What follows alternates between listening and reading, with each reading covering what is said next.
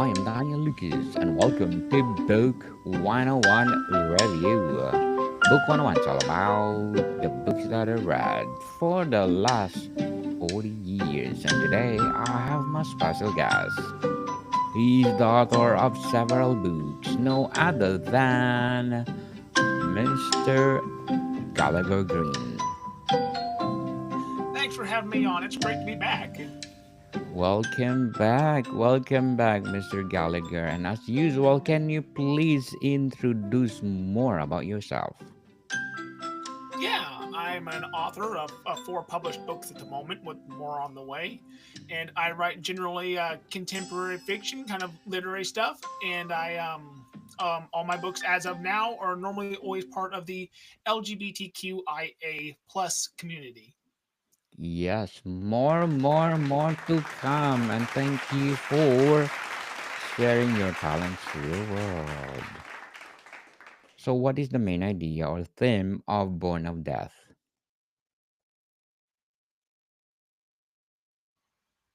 Mr. Gallagher? Hello.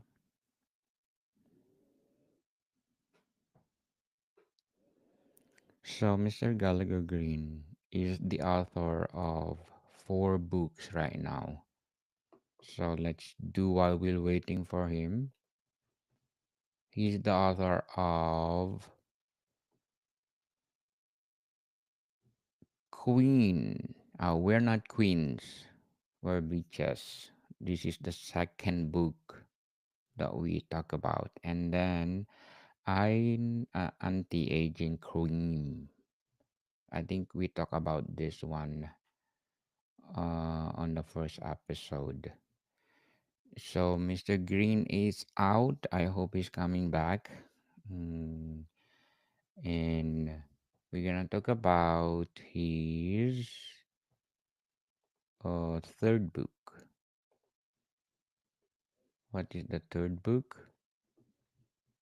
Born of Death. So I will take this opportunity to plug in my upcoming new podcast called Law 101 with Mr. Andy Chamichuk. It is our first episode tomorrow, so I'm inviting you to please do come and listen. We're live 4 p.m. PST. Again, Law 101 with Mr. Andy Chimachuk. So, my first question is, Mr. Gallagher, what is the main idea or theme of Born of Death? Well, this book came out. I didn't intend on writing it. It came after my first novel because the first novel deals with someone who is dying. And this is basically, I decided to write something that told about her friends and how they got past the grief of that and how they were dealing with it. And to mix things up, I kind of had a child end up in the mix. And so it's I'd say the main theme of it is really working past grief and learning to rely on those around you more than maybe you have been in the past. Definitely. So, who is your target audience for this novel? That's hard to say. I'm not good at always knowing who my target audience is. I feel like that the majority of people would probably enjoy this. If you're somebody who likes contemporary literature style of writing, then you would probably find it interesting because that's definitely just what it falls under. It's not really a romance, and it's not an action or anything like that. So if you kind of just like a nice contemporary fiction, then it's probably for you. Definitely. So, what genre does your novel fit into and why? And once again just be like contemporary fiction and specifically under LGBTQIA plus because two of the characters in it are queer, and so that also would fall in under that category too. And yeah, it also falls under some representation of what you'd consider disability representation because the little girl who's one of the main characters in it, she has albinism. And I don't actually quite remember how I decided to add that, but I did because I felt like it was something that isn't represented very much. And so it could also fall under that categorization too of representation of a disability that normally isn't always covered. Who are the main characters and what are their motivations? The main character, I'd say, with the main motivation of where the story starts, is the character May, and she's the character with albinism, and she was abandoned at birth and was then adopted out to a family, and the adoption really just didn't work, and she kind of knows it, and she ends up running away from home basically. After losing her neighbor, who's a good friend of hers, who's a woman who's in her like 50s, and so yeah, it's kind of about her after she runs away, and that's a short period just at the beginning before she kind of finds herself with her neighbor's daughter, who's an adult and is one of the other main characters. And so it's kind of about her trying to find her family and find out that she can't have a family because she's somebody who just really feels unloved from the beginning of being abandoned as an infant, clear up to the point of, when she ends up with an adopted family that just doesn't work for her. And so it leaves her with a lot of feelings of abandonment and that nobody will ever like her. And so that's really the main motivator for her, is just trying to find a life where maybe she fits in. So how did you plan in the developing the protagonist over the course of the story? I kind of all I really knew starting was I knew I wanted her to kind of start with nothing and to find her way to that family. And so I kind of I knew it was going to be difficult because I'd be dealing with anybody you're dealing with a lot of trauma like that. There's going to be a lot of trust issues, and it's going to be a slow build. And so I am. This took a lot of research and a lot of uh, thinking, and I really had to slow down and take a step back multiple times to make sure I was not only representing or having albinism well, but that I was representing those emotions of abandonment and yeah, what that feel like, because I've obviously never been through either of those things. And so I during her whole the building of that character, I felt like the majority of the building was just to make sure I did justice to those things and that I didn't speak where I shouldn't speak. So what is the central conflict of Born of Death? The center conflict kind of comes down to if a child shows up on your doorstep and wants to stay with you, that sounds great until police and stuff find out. And so the main conflict is really around them working toward being able to keep her from a legal standpoint, because anybody who's dealt with adoption and things like that knows that it's complicated, it's difficult, it's not straightforward. And so I'd say that's the biggest conflict, is trying to keep this new family that has kind of come together, to keep it a family and to not let it break up or fall apart again. How did you plan the structure of Born of Death? I'm not a plotter, and so I really never know my structure too well. I kind of just start writing and see on where it goes from there. And that's a little bit of where I end up in a lot of places I don't plan on in my writing, which works out really well generally. And so that's kind of the same here. There's several directions I didn't realize I would end up going, and a lot of that really came down, like I said, dealing with grief, the little girl having to deal with not having a family and losing that friend that was next door. And then the other main characters are the friends from the first book, Love, Sorry, and the In Between. And it's they're having to deal with the grief of having lost his friend. And even though it's been several years, they still haven't gotten past it. And so a lot of that building was working around on how you work past grief when you haven't for so many years and you've just like let it remain in your life for too long. And so I'd say if there was any plot building or anything, it was trying to regulate the speed of on how that healing goes once you finally start on that journey. What point of view did you use to tell the story and why of Born of Death? I often like to write in first person point of view in a lot of my writing, and this one's no different. But I wanted perspective of multiple people, so it is first person point of view, but it alternates perspectives between just about all of the characters. And so I like that because then you can kind of get the perspective of somebody else who you didn't have, and it really lets me experiment and enjoy um, fleshing out all of the characters, because I got to know how all of them think mentally and all of them work, because nobody's the same. And so yeah, it's first person multi perspective as I switch around from person to person throughout the book. Definitely. So, how did you set the tone or mood in Born of Death?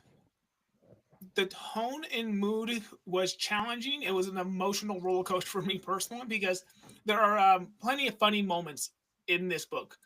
But when you're dealing with grief, of course, there's a lot of sadness. And so I set the tone by, I always like to use music for setting my tone if I'm writing and switching between anywhere from classical music to K-pop and J-pop. And I just kind of use music to really help me set the mood of on how I'm going to be feeling while I write a particular scene. And it helps me get into the right headspace because it often feels very difficult when you're flopping from one extreme emotion to another. Because when you write a funny scene and then you have a character realize something and it instantly crashes into something that's really sad, it's difficult to get your mind to flip sometimes that way in such an erratic step. And so you kind of got to use every tool you can come by at your availability. How did you plan to develop the setting and how important is it to Born of Death? The setting, it's not real dependent on location necessarily. Oh, I say that. No, let me change that. Because at the beginning of the first couple of chapters, where the little girl, when she first runs away, she, the friend who she lost, the neighbor, once told her that the safest place you can be is a cemetery. Because while they're visiting there and she wanted to walk around, she said, it's fine, it's safe in a cemetery. There's nobody here. Nobody stays in cemeteries. And so when the little girl runs away, she's somebody just doesn't have a fear of places like that. So she decides the best place to stay is a cemetery. And so she stays in a small like mausoleum that has a broken door that's open. And so you do have this couple chapters where the little girl lives in a cemetery. And so that is a little bit of an interesting scene and set that is a little bit different than what you might find in other books. So, what is the climax of the novel without a spoiler? And how did you build it up? The challenge of no spoilers for something like this. Um, I'd say the climax is, and this really isn't a spoiler. It's slowly just working toward that point to when they finally realize they are going to be able to stay together as a family. And because, for like I said, with adoption for a long time, you don't know when an actual blood relation of the child, or there's so many things. I researched so much about adoption for a while. I felt like a professional, like I could just start in that field. And you find out just how many possibilities there are for you to lose a child in an adoption and for it to not go through. And so I'd say the climax is where we're just building to the point where finally they are able to realize that it's final, it's done. She's their little girl now, and there's no worrying anymore because that's like always this thought in the back of their mind that no matter how close they get, how much they love her, there's always that little tiny fear that's still back that it says, "What if they just come and get her?" How did the novel's ending resolve the conflict or leave a reader thinking of Born of Death? Huh. I'd say it leaves them thinking because I do like to somebody I know that read my books, they once said that all my books have the common theme of, oh, you have a terrible life, why don't you just come and live with us? and I had and I hadn't noticed that until she said that, and I looked back and I said, oh my gosh, you're right, every single novel of mine has this underlying theme I didn't even realize. And so I think that one of the main things about this novel is the fact that you don't have to be related by blood to have a family with these people. You know, they're all just friends. None of them are actually related, and you know they're like this close knit family. And so I think the big takeaway I like to leave people with this series is really that you can really choose your family. That the people you can love most can be friends, and that there's no reason that that relationship and bond can't be just as strong as any other. And so I'd say that's kind of what the ending would be for anybody who's reading this. This idea that your friends can be so much more than what people tell you they can be. So, how did you plan to create tension and maintaining pacing throughout the Born of Death? Maintaining the tension, once again, that wasn't too hard because with adoption, since it's slow, you're just always going to have that in the background. So that kept tension up well. but I did bring back in one of the characters' mothers in is her and two of the characters who are a lesbian couple, and basically one of them's mother comes from is a very religious person and not so nice. She doesn't approve of this at all, and she has disowned their daughter and had nothing to do with them. And she kind of comes back, and so that adds some tension of where you have a character coming in who thinks that it's wrong that they adopt this child, and she kind of thinks like she's going to try to stop them or something for the sake of the child. And so she comes in and adds a little bit of tension and some problems for a while that you have this family member who pops up that decides they're going to be a problem for you. How did you incorporate dialogue to reveal character traits and move the plot forward?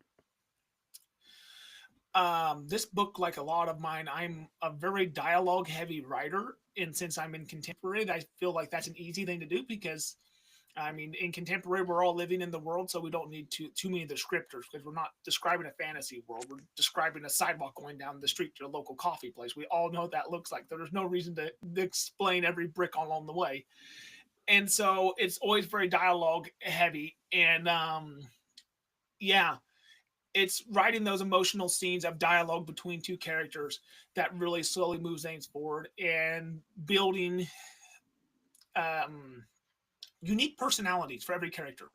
It's a difficult thing, and I'm not always really sure on how I do it. I just try to get my mindset. I You got to know the characters well, and so I'm always thinking about these characters. I knew them very well when I started this story, so it wasn't hard. But it's that mindset and those characteristics. So once you got those down, you start writing the dialogue between a couple of characters like that. It just it comes along easily in itself, and you find them telling each other things about their past they didn't know that I didn't know until I started writing it, which sounds weird, and I can't explain how that happens, but it does. Sounds weird, eh? So, how did you balance showing versus telling in your writing style? um, it's kind of back to the whole, with fantasy, there's more things to actually like tell and explain. Whereas with showing on something like this, it's back to kind of you're just showing with emotion in a way, if that makes sense. And it's that feeling of just when you're writing between two characters of just trying to get that emotion across. And so people feel it when they read those, even though it's just a dialogue scene, but where you can get them to feel what that emotion and where they can feel what that conversation would be like if they were there. And so I'd say that's where I try the hardest in the conversation is to make sure that it's not just a word conversation between two people, but you really convey what the emotions are like when those words are spoken. So, what techniques did you use to make your characters feel real and relatable? I try to just write them down the way I would have a conversation with somebody. I Somebody once said that my writing's very simplistic and I don't use big words, and I thought about it and it's like, well, it's because I don't talk with huge words or anything that's like overly long or poetic or flowery. We just don't have conversations like that. So I have no reason to write like that if I'm going to be writing these style of characters. And so I'd say that's kind of what it comes down to is just it makes them relatable because they talk the same way you would and they have the same stupid jokes. They might not really be funny, but they're just funny because the same kind of dumb joke your friend might say to you offhandedly in a conversation or whatever. And so that's what makes them relatable is to try to just keep them as close as possible to just the conversation and the people that you just have around you every day. And so that's what it comes down to. Just don't try to make them more than what your average person is because we're all just average people. So, how did you incorporate subplots to add depth to the main storyline? Subplots I never think about when I'm writing. Subplots are part of the exploring process of writing to me. It's when I'm writing and I'll just, you know, have this little side thing that just pops up I didn't plan on.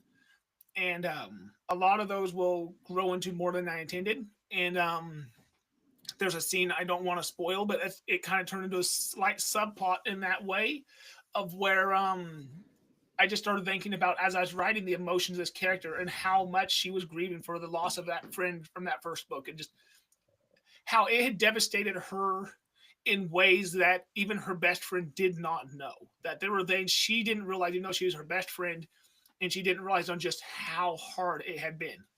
and it ended up being a small little side plot that I just hadn't planned on. And so you just got to let yourself explore those emotions and those feelings when you're writing. And if something feels like you can go a little further with it, just keep going. Worst that happens is you just end up deleting it at the end of the day, and it was some exercise for your fingers on the typing, and that's it. So it never hurts to just explore those little sidelines because you might get a really good little side plot that you didn't land on. Definitely. So, how did you plan to handle writer's block? I haven't had too much trouble with writer's block as of yet. I always say that carefully so I don't get hit with any. But I find it important to just make sure you always just keep writing, even if it's just a little bit. Don't stop. And once again, even if it ends up just being gibberish, you delete later. As long as you keep writing, it'll keep your mind flowing and in that state. I always say you have to get into the groove. Once you get into a groove of what you're writing, then it comes really easy. But until you fall into that groove, it can feel like writer's block when sometimes it's not a writer's or creative block. You just haven't found that quite that right slotted groove you need to be in. And so you might be close, but you're just not quite there. So you just got to keep trying and keep going, and you get in there. And that's what has worked for me so far. And so I haven't had too much trouble with these issues, but so far, so far, we'll see what tomorrow brings. Very well said. Mr. Gallagher, very well said. So, what is your revision process of refining the first draft of your novel, Born of Death? I'm somebody who doesn't really do too much at first drafts. Normally, all I got to do is clean up errors and mistakes. This book was a little different because since I was dealing with especially albinism, I really wanted to make sure that given that this is a very serious genetic disorder that some have, that I did not want to do any misrepresentation of any kind. So during the checking process after I first finished it, I did even more research and more checking because I didn't want to get it wrong. And so I'd say this time when it came to the first draft, it was mostly going over and making sure that my representation was as good as possible. And I hope that it's there. But I'd say that was mostly, it was a lot of fact checking. So, to sum up our discussion, Mr. Gallagher, how did you know when Born of Death is finished and ready for publication or submission? Knowing when it was done was a little bit harder because since there's no evil villain at the end of Vanquish and then that's the end of it, you have to kind of just you kind of just got to feel for that out when you're writing something like this. And so I think it was when I finally wrote to the point that I realized that they were a happy family. The trials were over, that they were going to stay together. There were no more there's nothing else threatening that. And yeah, I think that's when I realized that it was time to just slowly start wrapping it up. And there's a couple things I don't want to spoil that I was able to just kind of use, and we just kind of came to a nice little ending. And I won't say that I'm done with May. I think she will have another book.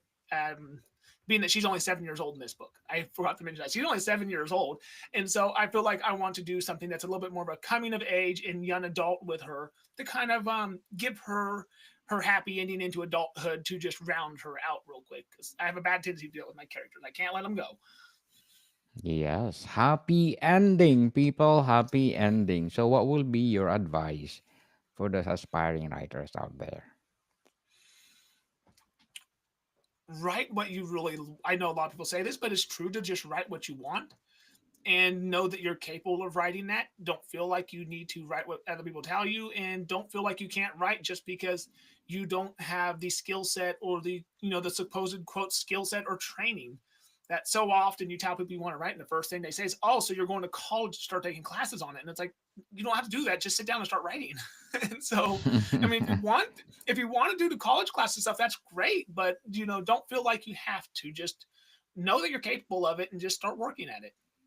Yes, definitely. And stop procrastinating, people. If you have the Yes. passion to write, write, write, write, and share your talents to the world, like Mr. Gallagher Green. So, Mr. Gallagher, thank you so much again for sharing your knowledge to the world.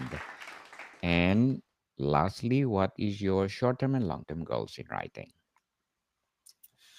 My short term goal is to finish the book that I'm writing right now. It's kind of a short novel, but I said I'd have it out before Christmas, and Christmas is getting very close. So that's my short term goal, is to really crunch down and get that done. And long term goal is to just be able to continue writing. I mean, it's as simple as that. As long as I can just keep doing that, and I'll be good. That's all. Yes, and you are most welcome to come back to promote all your books coming. So, Mr. Gallagher Green, can you please invite our listeners to support all your books? Yeah, you can go to you can go to Golden Art. Sorry, you can go to No worries. goldenartpublishing.com, and you can also find me at gallagher.green.author on TikTok and Instagram, and I'm Gallagher Green on Lemonade. So those are Yes, the best people, ways to let's find me. support. Yes, let's support Mr. Gallagher Green because if we support him, more empowering books to come. So, Mr. Gallagher, thank you for your time. Thank you. It was great being on here, Ian. More to come, people. See you soon.